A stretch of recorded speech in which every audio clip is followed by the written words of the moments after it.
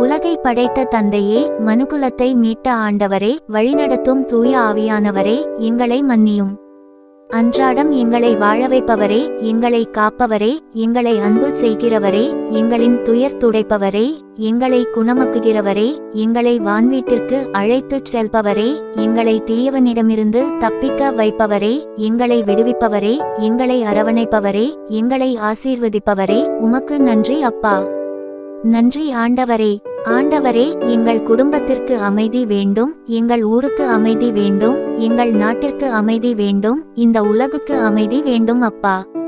இந்த தவக்காலத்தில் உக்ரைன் ரஷ்ய போர் முடிவுக்கு வர வேண்டும், எகிப்து பாலஸ்தீன போர் முடிவுக்கு வர வேண்டும், உலகில் அமைதி நிலவ வேண்டும்.